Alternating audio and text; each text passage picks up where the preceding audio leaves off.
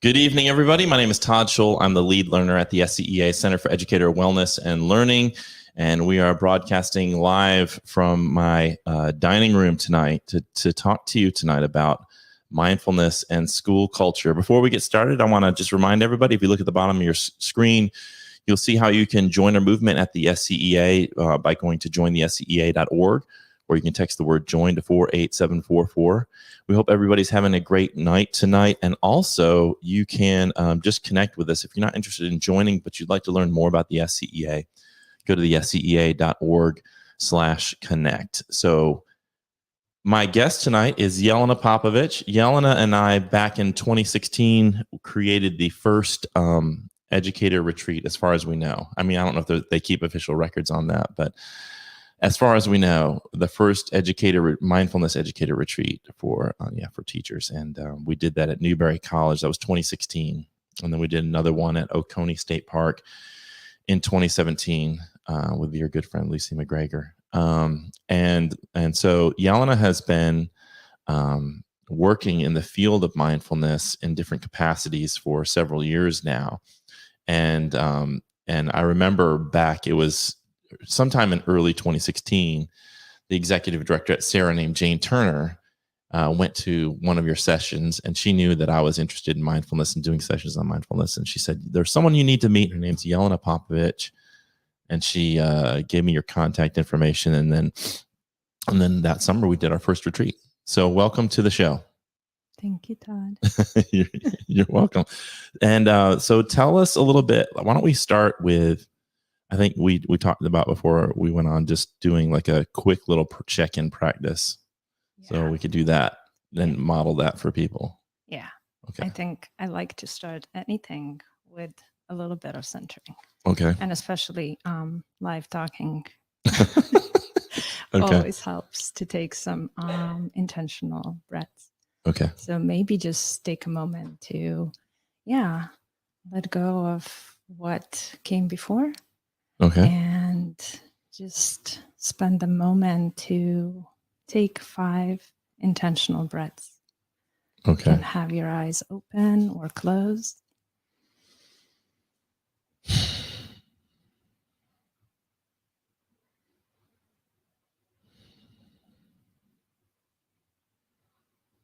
Just be where your feet are.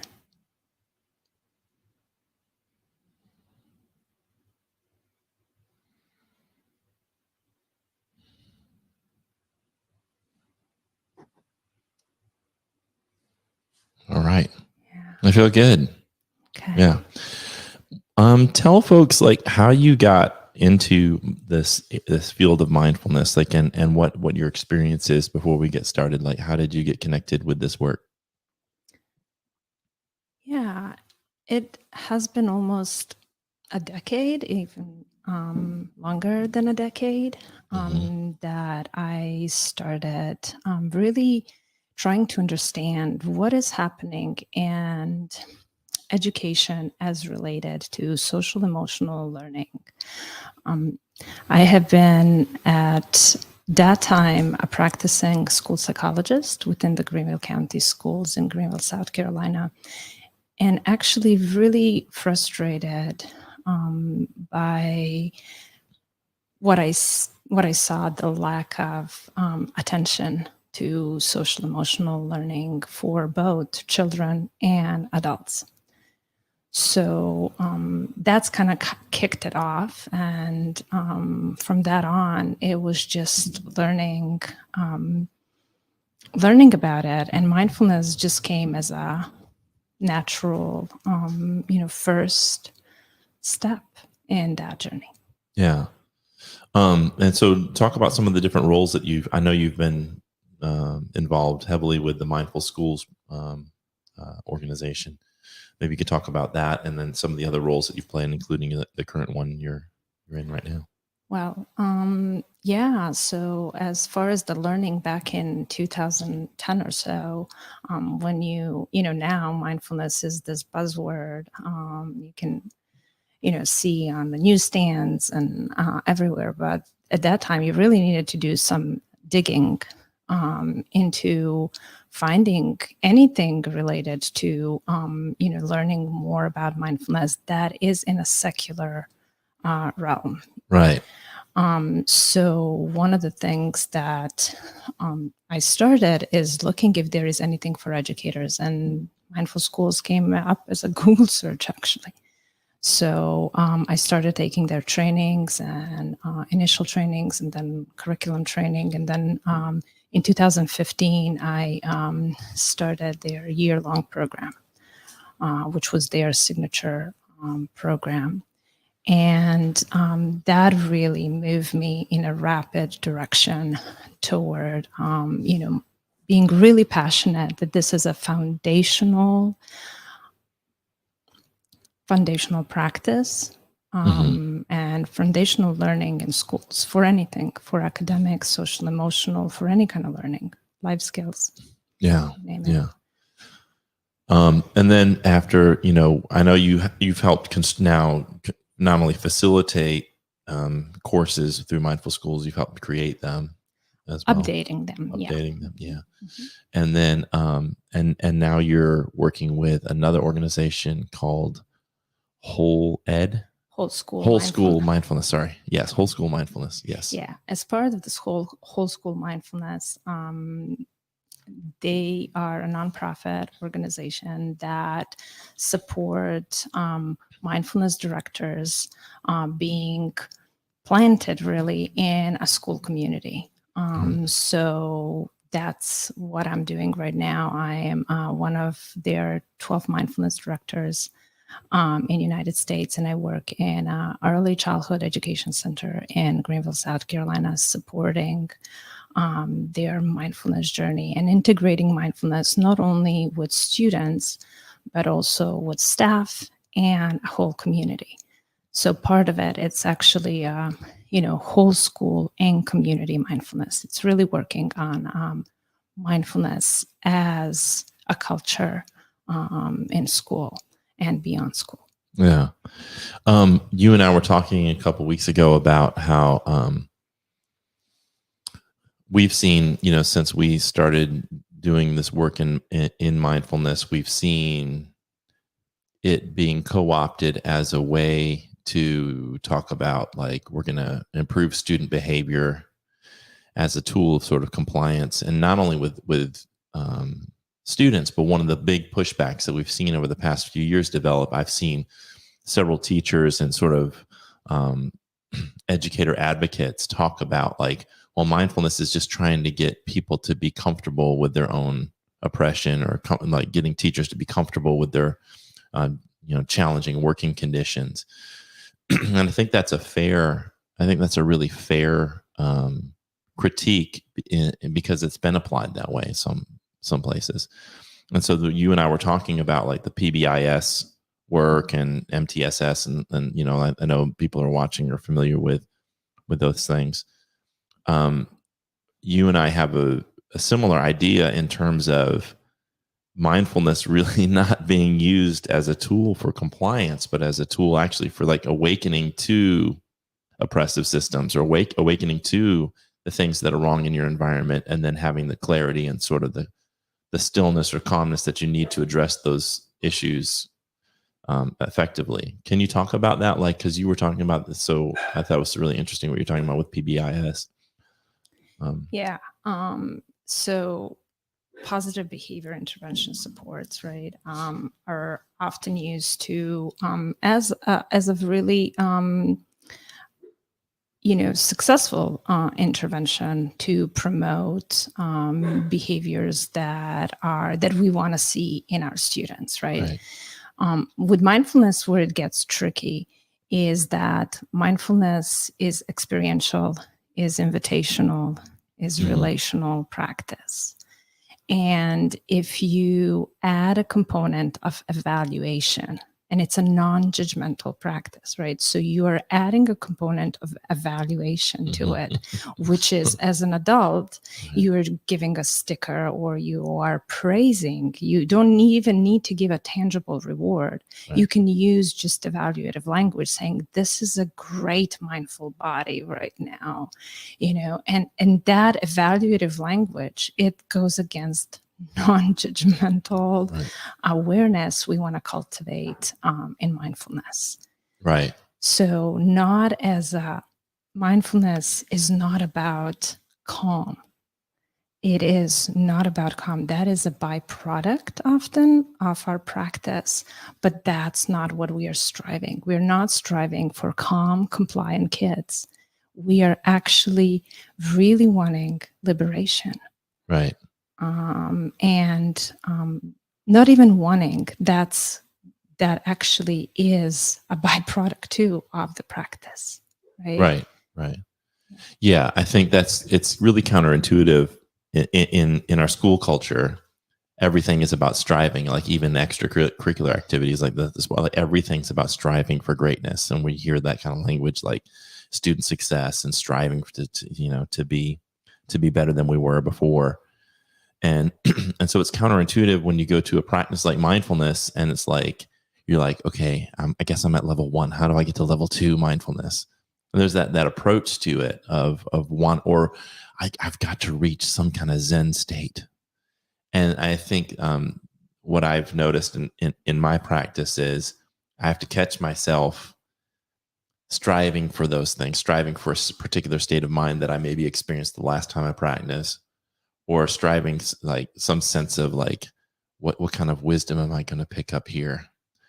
And when I do that, then the practice is inevitably not as valuable as I think it probably could be if I just kind of let go of striving and just do the practice, just be with the practice. Yeah. But I think that a lot of teachers here, when I go and I know you've done lots of sessions, and I've done probably 200 or 300 sessions with teachers on mindfulness, and they hear this like they hear this person come in and say, well, just breathe, we're going to just breathe. And I think it comes across as like kind of sometimes with some folks as like this tone deaf thing. Like, do you not understand what I'm going through? Like, I don't have time to sit down and breathe for 20 minutes a day. Like, when am I going to find time to do that? And how is that, how is that going to solve the problem that I'm being exploited here? I'm being overworked. I don't get breaks. I'm completely drained, completely burned out. I'm not being paid and compensated the way I should be, especially for the extra time that I'm putting in. By the way, if you hear dogs in the background, they're just jealous and want to be a part of the live stream. Anyway, so what do you tell when you talk with educators? How do you kind of like navigate that part of it where you sort of acknowledge what they're going through, but also say, let's not throw the baby out with the bathwater? Because that's what I feel is happening. Like with self-care or mindfulness, people are like, there's just like this bad taste in their mouth with it. And so there's just this automatic reaction, like, that's just bullshit. Like, I don't want to self-care or, whatever. And then I think that those things kind of get thrown out or rejected. So how do you thread that? Yeah, it kind of threads back to that previous point around what is really mindfulness and what is not, right? And if mindfulness is not about calmness, so me coming there to tell you to be more calm person, more, to take care of yourself in a way that involves breath or whatever practice I'm introducing, right? And if it's an invitation, that's first of all. So it's not something that you can, you need to be mandated to do. And I can see in some schools are taking that route. The administration kind of said, oh, there is this mindfulness thing. Let's all try it out, and mandating their staff to go through, mindfulness workshops and courses. And I have not seen that work. at all, because it is not invitational, Right. right? Because it's an experiential and relational practice too. And I think a lot of the times in education, we are also really focused on how hard it is, because that's our experience, right? Day to day, it is really challenging. Right. And we also forget, and it's easy to forget, and that's part of mindfulness practice, to really soak the good things in. Yeah. To pay attention to the good things too. So it is a balance. It's a practice that can help us see the good and savor the good, and then be awakened to challenges as well. Right. So there is that, in a practice, once you start practicing it, it helps you with equanimity. It helps you with that balance, understanding that it's not all bad or all good, Right. But yeah. So yeah, I think that's the misconception is that mindfulness is there that the reason why your administrator or your school leadership wants you to engage in mindfulness is so that you'll just calm down and stop complaining so much. And that may be the intent of some school leaders. But I know that the work that we're doing, that's absolutely not the intent, to just get everybody to calm down and breathe through their exploitation or through their whatever oppression they're going through. I think that's I was speaking with some folks who teach at a correctional institute a couple of weeks ago, and I was telling them, I want you to use mindfulness so that you're more awake to it, that you see the reality around you clearly, whatever that is. Like you said, it's not all bad, it's not all good, all of it. Just so you see all of it clearly, and then you're dropping some of the self-judgment, some of the cognitive distortions that we have around the experiences that we're having, and just can see clearly and objectively what's happening. And then you have this clearness about, here's what I need to do about it. I need to talk to this person, or I need to have this kind of conversation, or I need to join the SCEA and advocate for myself, or just having the ability to see the environment in a way that's, I think, as is. Right. Yeah. Because this is what we do, is we see the environment, and then there's a lot of times it's catastrophizing, or it's living in denial. And I don't want to see the bad stuff. I don't want you to talk about the bad stuff. I don't want to hear about the bad stuff. I'm just focused on my kids and doing the good stuff. And we see a lot of teachers who do that. That's their coping strategy, is I'm just going to focus on what's right, because I don't want to deal with that other stuff. And then you got the other teachers, other folks that, they're just, it's almost that they can't take their eye off of what is wrong. And mindfulness isn't asking you for it to be an either or proposition. Yeah, it's a moment to moment awareness of all. Yeah. We talked about one of the things our conversation made me think about was student behavior. And so I was thinking about how, we look at student behavior through a lens of, I'm a teacher, I'm trying to teach this lesson. And, I was told I have to teach bell to bell, and these students are going from class and being taught bell to bell to bell to bell. They may have 5 minutes between classes at a high school. And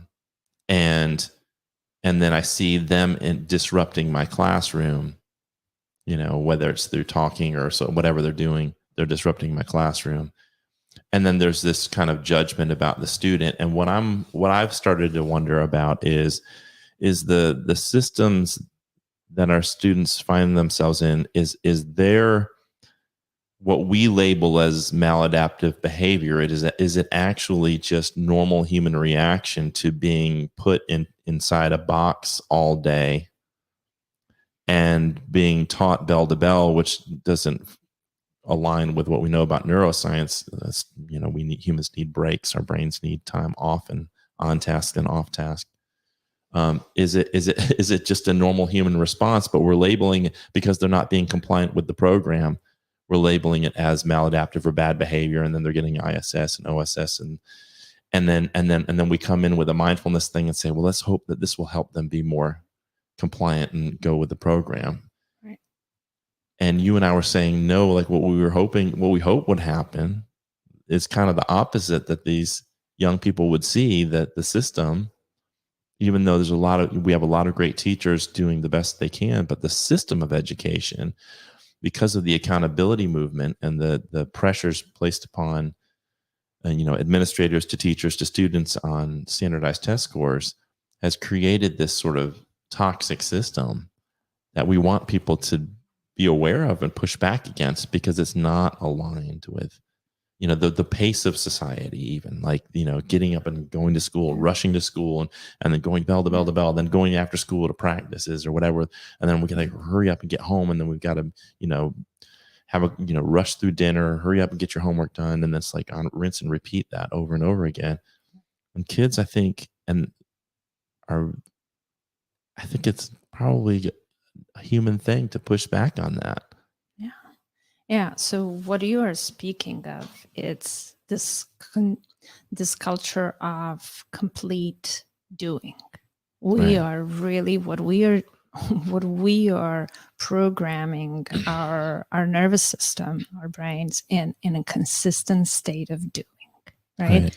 And they are, we have within our nervous system doing and being modes, right? Those are two different systems, and we are consistently practicing doing, right, and really inconsistently practicing being, right? So what mindfulness is inviting into those systems, it's a practice of being, to interrupt that continuous culture of doing. And, so I see mindfulness as actually really a practice that can support us in understanding how much doing we have been doing in schools, right, and how actually that is harming not only our students, but adults in the building, that we can do so much, right? We can do so much. And mindfulness offers us an opportunity and awareness to say, hey, wait a second, this is too much, right? I can't take it anymore, right? Once you sit and kind of realize, whoa, my nervous system has been, a lot of times when people start practicing, they're noticing their fatigue. Right. They're noticing that they're noticing for the first time their thoughts that are racing, because we have been perpetual doing.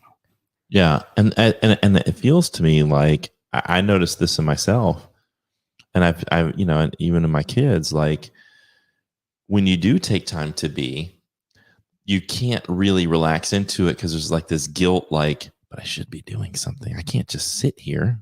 Like, I can't just sit here. I've got to be like, there's laundry to be done, and there's dishes, and there's all this other stuff that I need to be doing. And I could be, you're watching social media, like I could be practicing my guitar, or I could be, going out for a run, or I could be, redesigning my house, or like, it's almost like there's like this ethic that's been built into us that when we get up until we go to bed, like if we're not doing something, we're wasting our time.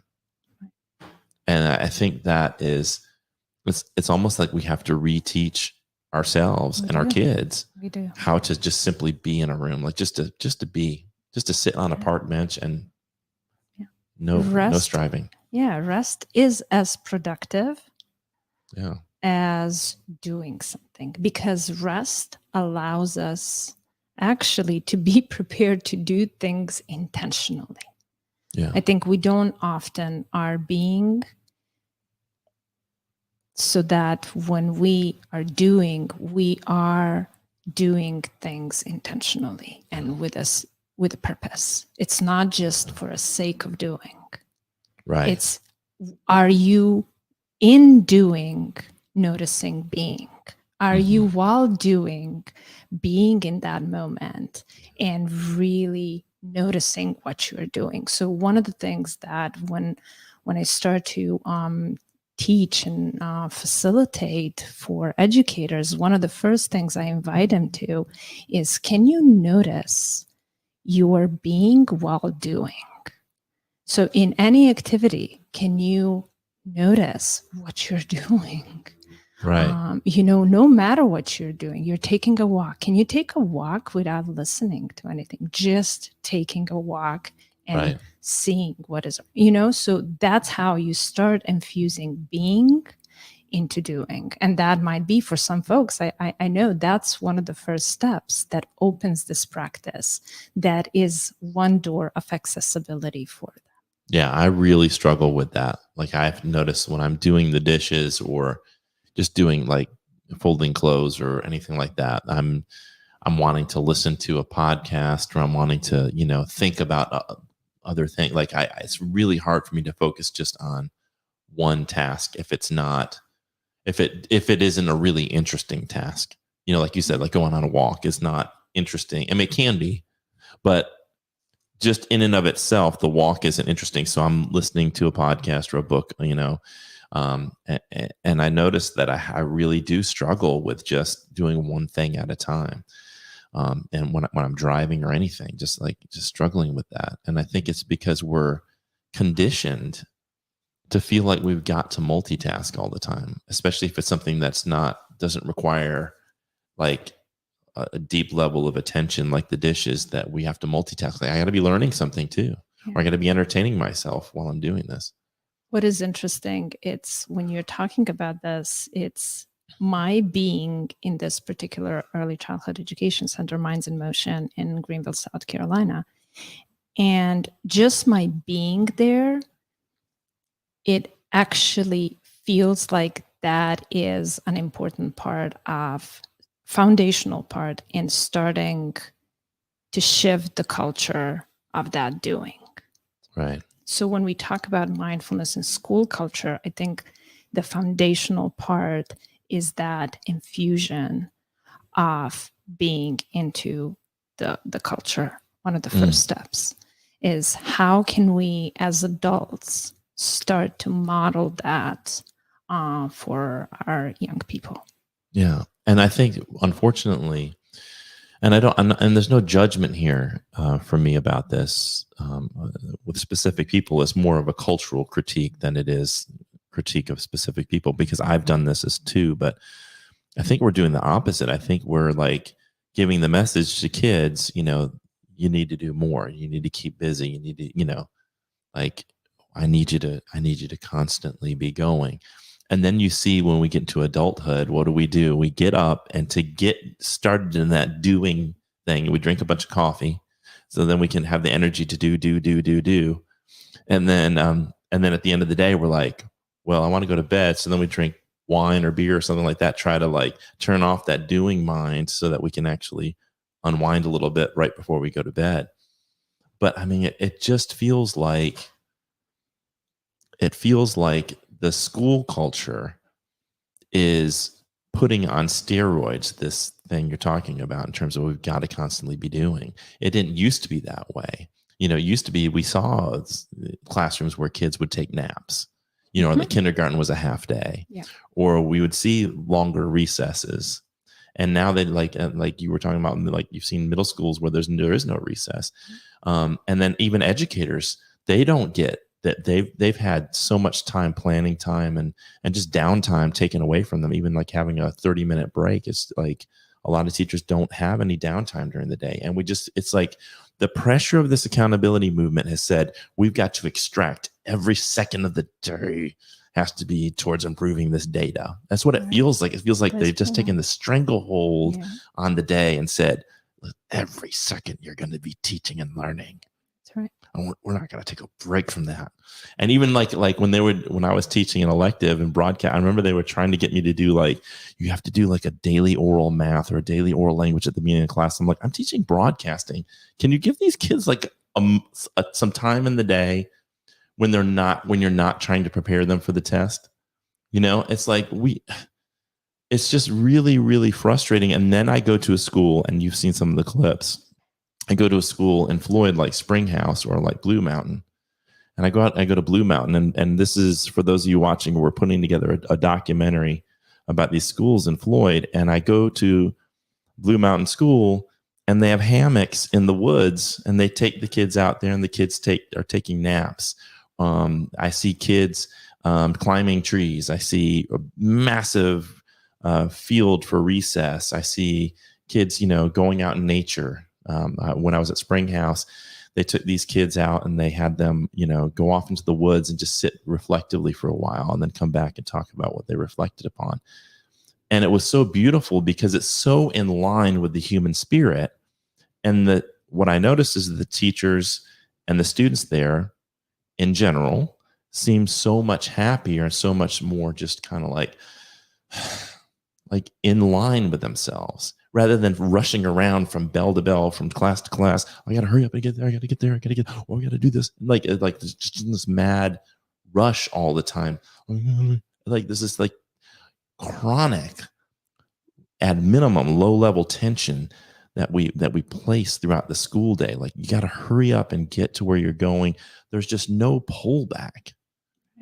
And even like I said, after school, what we do with kids, and like now we've got kids who do travel ball and all this kind of stuff. And we put so much pressure on them because I think the adults feel like, well, if I don't do this, then my kid's going to fall behind the other kids, and then they're not going to have the same opportunities. So then we're all kind of like lost. Like, what do we do? And I've been trying to push, like my son's going to graduate with a college degree at 18, and I've not pushed him at all. I've tried to tell him, slow down.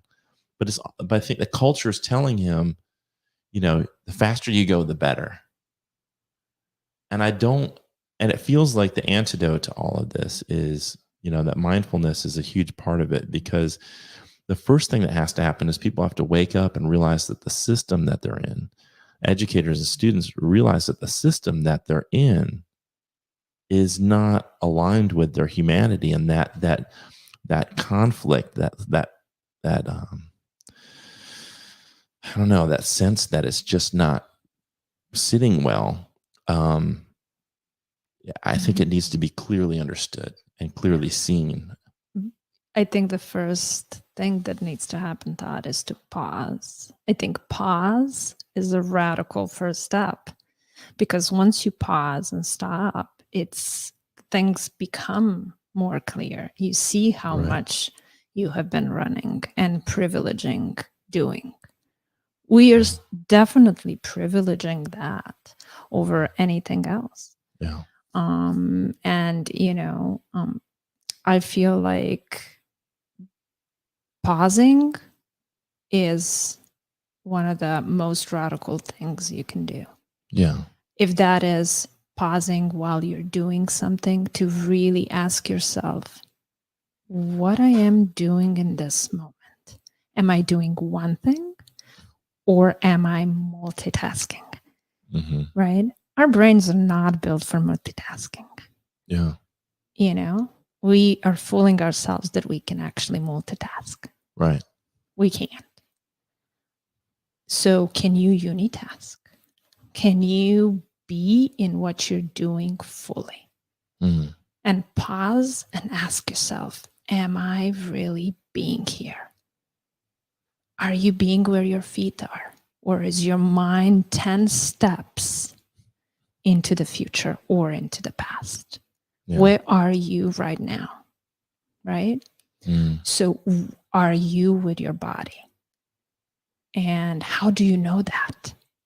Right? How do you know? How do you feel in your body? Where, So these are the questions, I think, that we need to ask ourselves, because what ultimately in schools, where you can have the most incredible curriculum, right? But how this curriculum is how kids are invited into, first of all. Is it experiential? Is it relational? A lot of the things are not. But your nervous system actually is the most powerful intervention. Yeah. Yeah. So is your nervous system ready to be, right? Yeah. In order to do all of these things. And for a lot of us, our nervous systems are not ready. Yeah. Yeah. And it's I think we're just seeing the consequences of being out of alignment. When you put yourself in this perpetual state of go, go, go, do all day,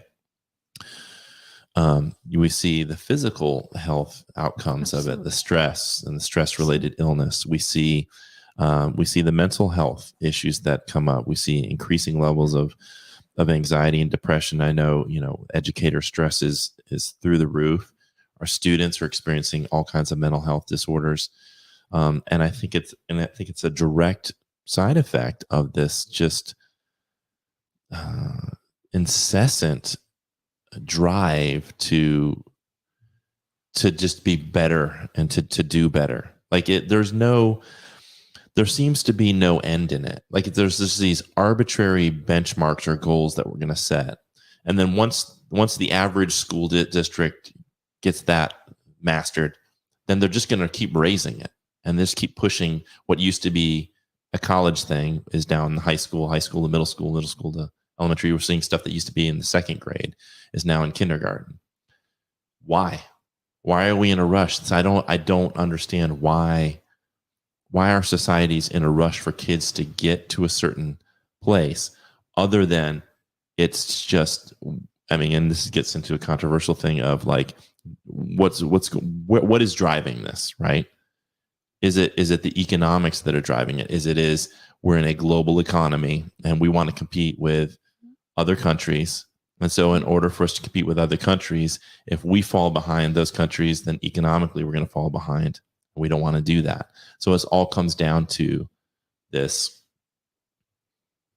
drive to meet the needs of capitalists, meet the needs of business, and meet the needs of politicians. Stephanie asked, and by the way, Stephanie, thank you for tuning in and for all of your comments.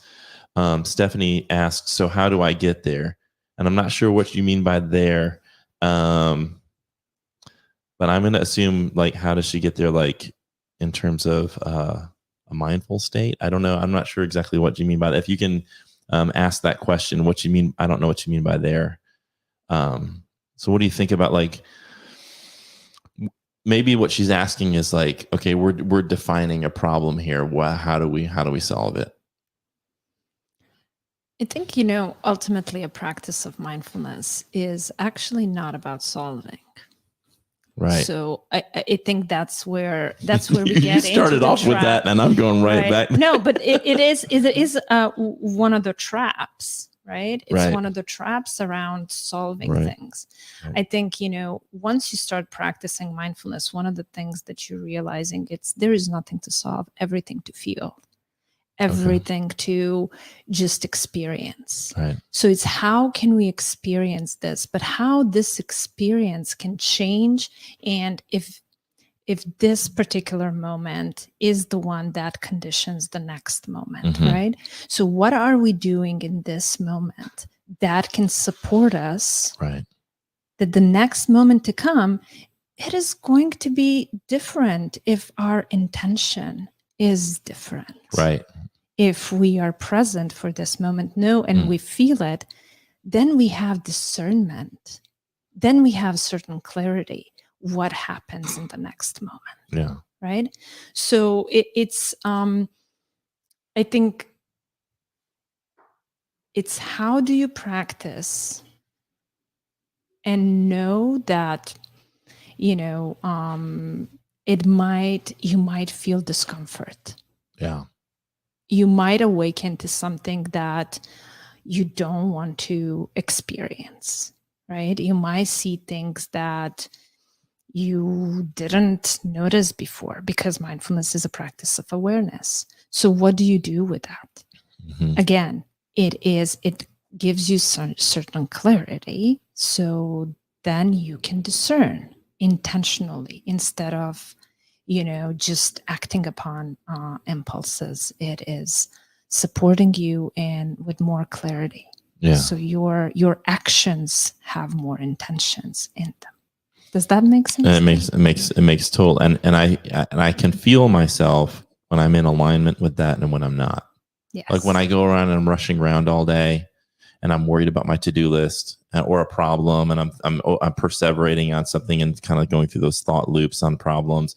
And I go, especially if I go through several days of that, I notice myself, like all of a sudden I'll catch myself, oh wow. And the metaphor I've used in retreats before is, if you've ever swum out in the ocean and you turn your back to the shore, all of a sudden the tide can take you out, and you look back and you're like, holy crap, I didn't realize how far away from the shore I was, how far away I've gotten, how far this tide has pulled me out. And I haven't been intentional or paying attention to the tide pulling me out. And then it's a matter of like, how do I come back to my shore? How do I come back to that center? And I think that's what Stephanie is like. The answer I would give to you, Stephanie, is, like when I'm consistently doing the practice, I notice myself staying closer to that shore. Yeah, I think one of the powerful practices to really, like, if it is a whole body experience, right, is to really attune in what moments in your daily life you feel constriction, Yeah, or you feel expansion. yeah, And just noticing where you feel your muscles, your shoulders, a lot of tension. We hold our neck and shoulders in our chest. Where do you feel constriction? Do you feel constriction? Yeah. What are you doing when you're doing that? When you're feeling that? And when do you feel expansion? So just tracking those two, constriction and expansion, can be a powerful practice to start with. Yeah.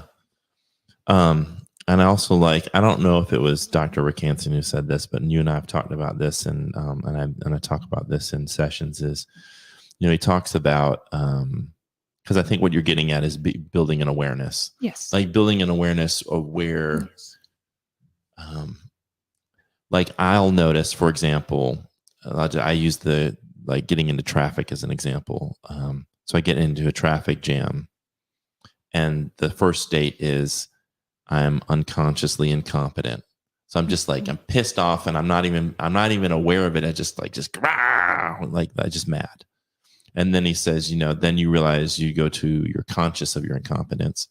So then I'm like, oh, yeah, I'm really mad here, and I really can't even control it. But I'm aware that this is why am I doing this? Why am I getting mad at traffic? And then you get consciously competent. So then you have to work at it, and you have to really think about it. It's just sort of short circuit that natural tendency to get mad at the traffic, and then you have that, but you're able to do it and stay competent.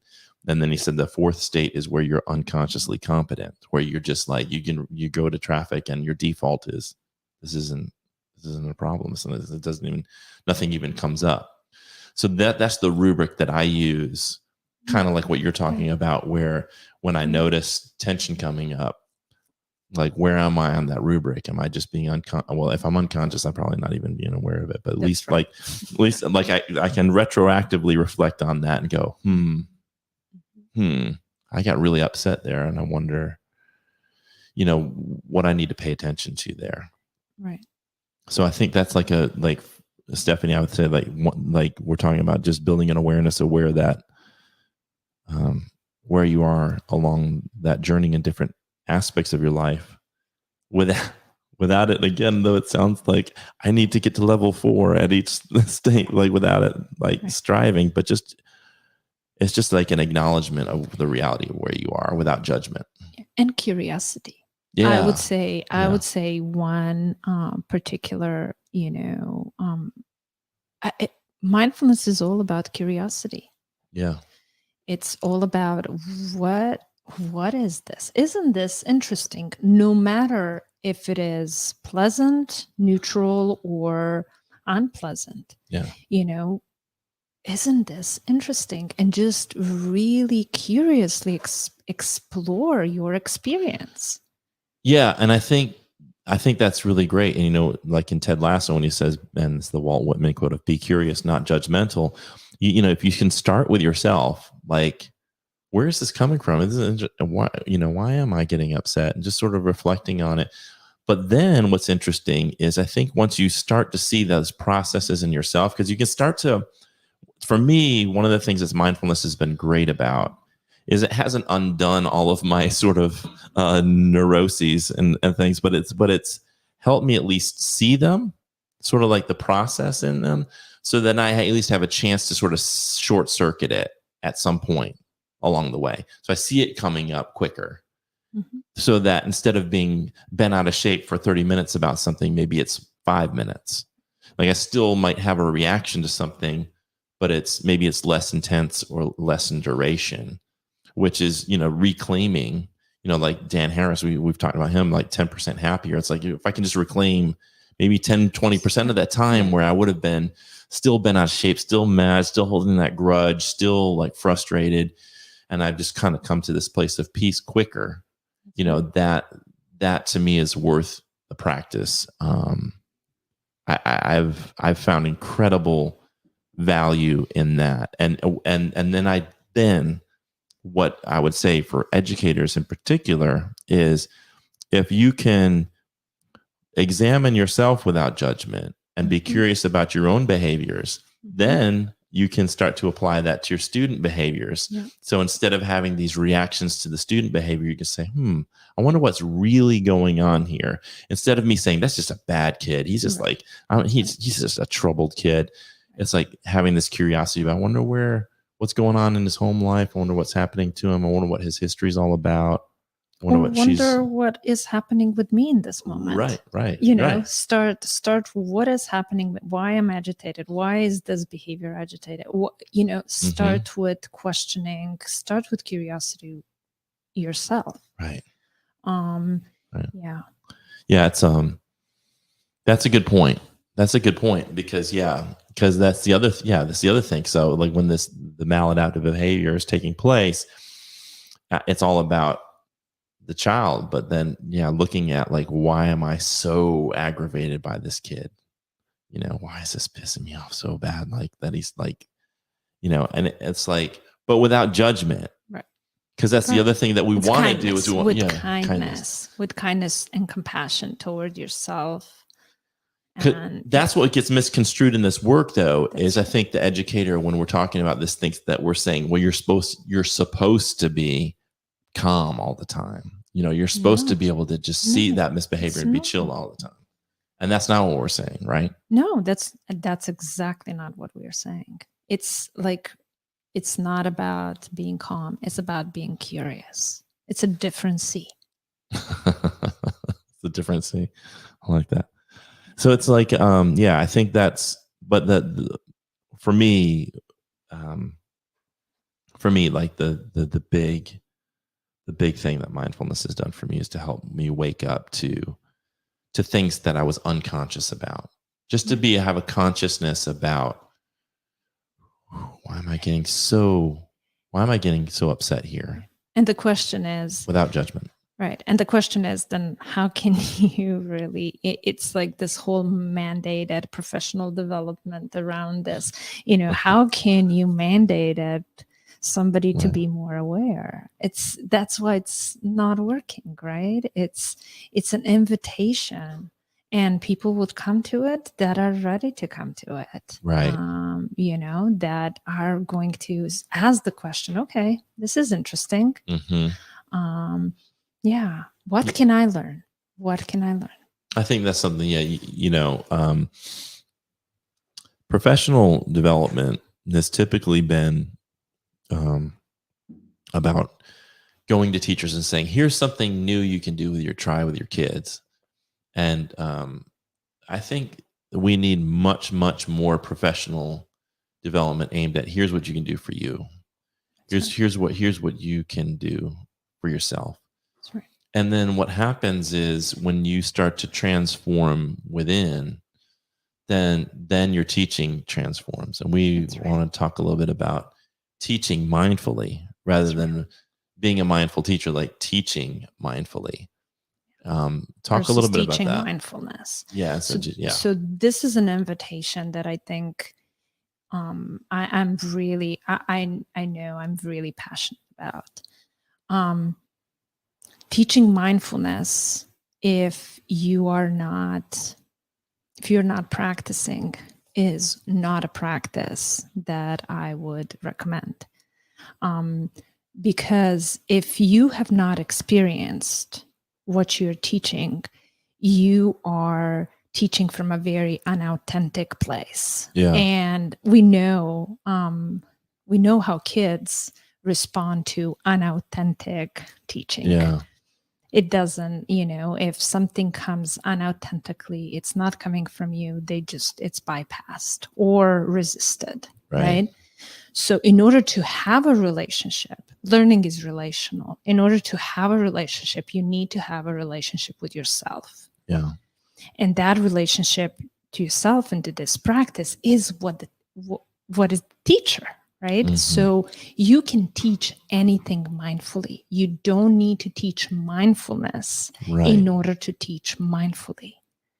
So, like, do you give an example, like, so for people who are listening, so specifically, like, the distinction between teaching mindfulness and teaching mindfully?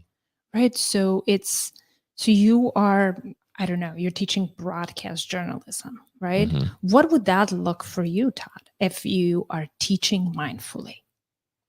So what happened was interesting in my career. When I was first teaching broadcast journalism, I was thinking about it very technically. Like, here's what we need to do. We need to create a news program, and the kids need to know how to use the cameras and the different pieces of equipment and all that. And I thought about it very, very technically, but I never dug down and said, well, why are we even doing this in the first place? Right. Like, why are we teaching kids broadcast journalism? Is it just so that they know how to turn on a camera and frame up a shot and put up a tripod? Like, what's the point of this?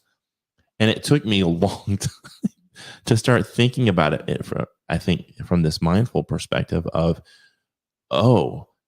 we can create content that has a positive impact on the school and community. It's not just about teaching this technical process. It's about giving kids an opportunity to really start creating content about things that matter. And that's when my career shifted, because all of a sudden then the content creation became about something much more meaningful than a technical process.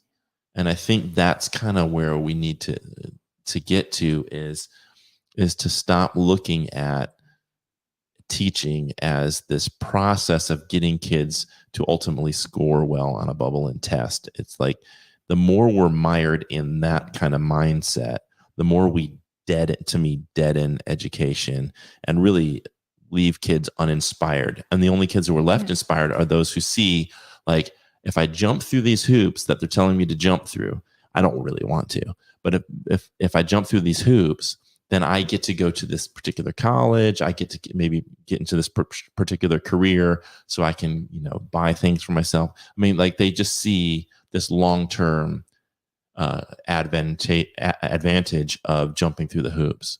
Right. But then the kids who are living more authentically, who are being mindful and say, but I don't care about that. Materialism doesn't matter to me. I don't want to go to college. I don't care what my career is. I just want to live authentically with who I am. And that's what's important to me. And I'm not willing to do this bullshit hoop jumping anymore with you.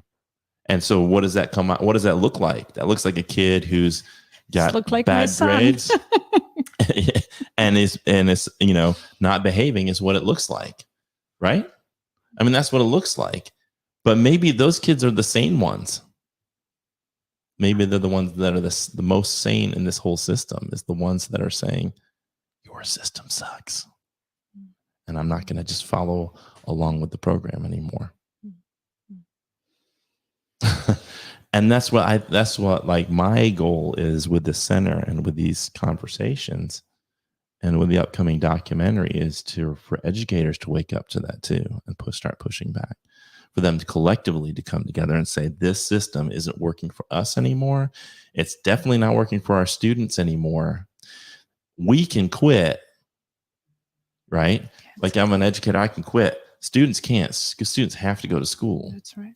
And this system's no longer serving them well. And if we need proof, we can just look around our society, look at the dysfunction, look at the violence, look at the, the inability for us to have conversations about anything meaningful without getting into, insults with each other, the conflict, the interpersonal conflict, the family problems that exist, and drug abuse and addiction and all. I mean, like gangs and violence and crime. I mean, like we see evidence of the dysfunction everywhere. Yeah. And it's really up to, I think, educators to come together and to say, we've got to change the system. And so to me, it starts with them, educators and parents, to come to it. And the thing that I get, it's hard to do, is I don't want to come across as a person who's saying I'm against it's like not a critique of public schools as an institution, because public schools as public education is amazing. That's like the foundation of our democracy. We got to protect it. It's the systems that have been placed on the public schools by politicians and leaders who know nothing about neuroscience and know nothing about human psychology, know nothing about Maslow, know nothing about the human condition in a way other than they're just looking at, give me some metrics that I can show the public to show that your schools are functioning. And the easiest way to do that is to give these kids these bubble-in tests, hurry up and get that data back, and hopefully we've done a little bit better. We're going to give you a report card. And if your report card's good, then you get to, pat yourself on the back, say you won the blue ribbon or whatever. And if it's bad, we're going to shame you to the public. Sorry, I went on a rant there. You did. And it's okay. Thoughts, Jelena? Yeah.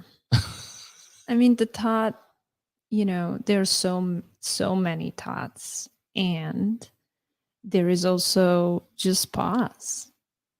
And there is also just pause and say, hey, like, whew, that's heavy. Yeah. Right? What you just shared is hard and heavy. Where we are, and just feel that, right? Yeah.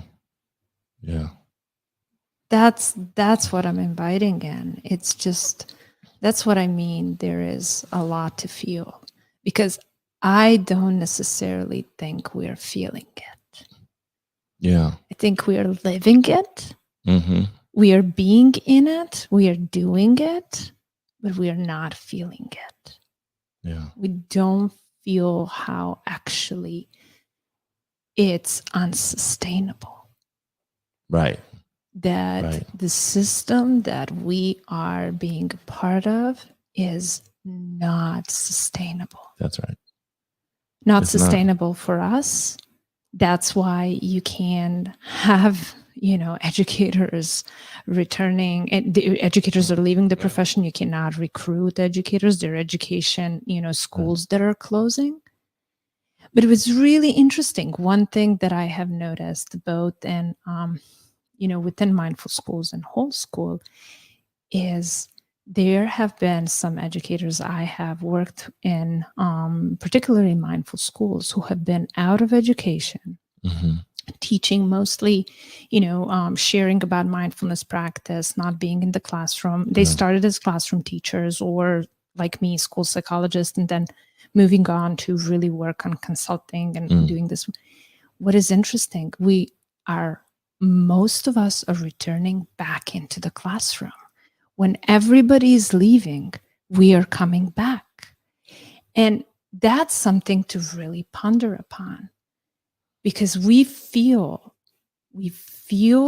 that we have a capacity to hold the challenges post-pandemic, so a lot of my friends and colleagues are actually returning full-time to the classroom. And it begs the question, why are we returning when everybody's leaving? Right?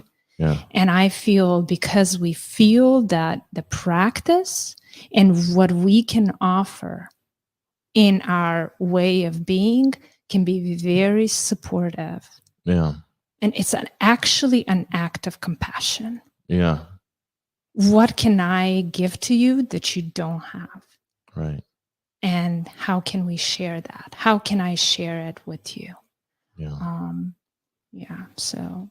Yeah. And we had a little over a week ago, we had Jennifer Garrett from Sarah on talking about the record number of vacancies and departures in South Carolina. And I think that is just a direct, I think it's a lot of things contributing to that. But ultimately, I would say it comes down to like the conditions that educators find themselves in. And I think it's a result of a toxic system.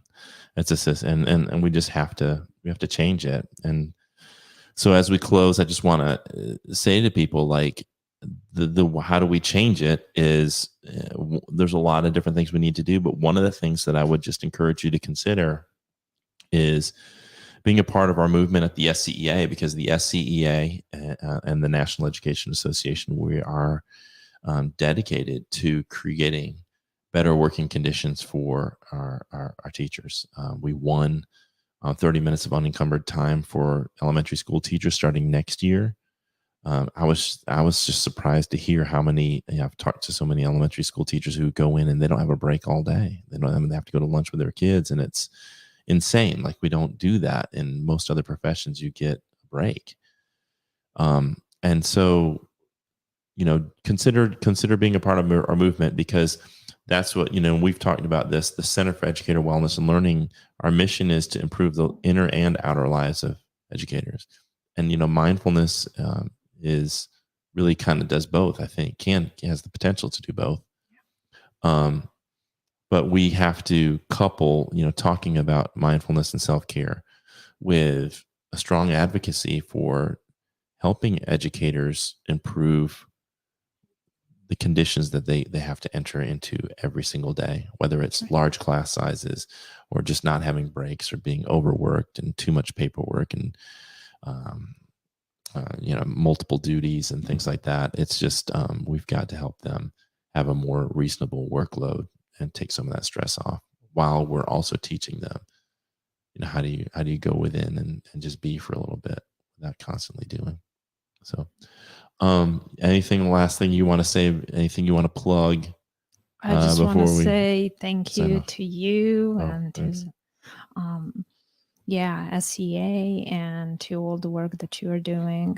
And if you're interested in mindfulness, they are, Todd is a great resource. And go to mindfulschools.org. Mindfulschools.org does this, we have courses and workshops. If you're interested in becoming a mindfulness director through a whole school, there is an application process that is closing soon. So go to wholeschoolmindfulness.org. They are actually, Mindful Magazine 2 days ago voted them number one nonprofit to donate this season. So that's cool. Really cool. Yeah. Well, thank you so much for being here tonight and for your time. And for everybody watching, just if you will, consider look at the bottom of the screen there, jointhescea.org, or text the word join to 48744.